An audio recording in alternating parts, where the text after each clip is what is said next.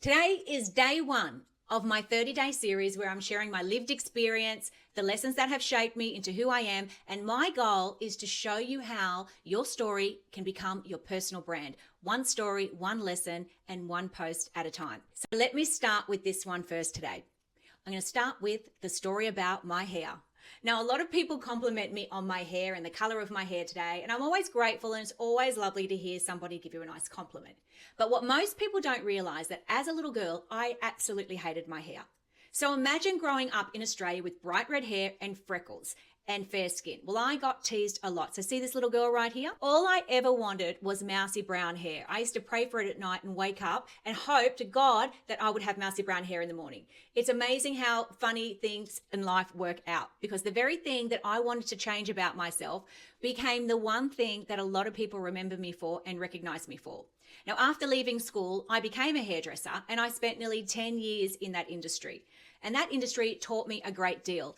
A lot about hair and, presenting yourself well, but mainly about discipline and delayed gratification, because it's a 4-year apprenticeship. I learned about presenting myself well, confidence, taking pride in the way that you look, and also selling. So the one thing I learned very early on is that healthy hair starts with really good products. So I've always used a product called Kerastates, and I still use this product today. I really believe that investing in good quality products are the way that is going to make all the biggest difference in your hair as well.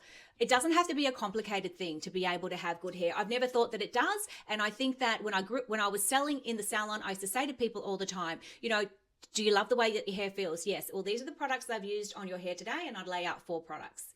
And then I'd just zip it. And then they'd buy the products. So that's how I learned how to sell. See, what I understood was this, is that sometimes the value it's not about the dollar, it's about the value, about what the product can give you. So if you understand that as a business owner or somebody who has a product, don't always try to oversell it. Just tell them the benefit, tell them the value in the product, and then zip it. So those years as a hairdresser in the beginning taught me a lot. But here's the biggest lesson out of all of this.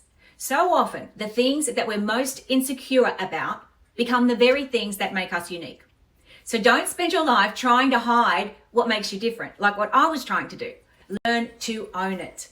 That's day one of sharing my lived experience and my stories. And I hope you found some value in what I shared today, my stories, where I came from, what I did, what I overcame. And I want you to follow along for the next 29 days. This is 30 days of me sharing my story, my lessons, and one insight at a time to show you how your lived experience, your story can become your greatest asset and a personal brand.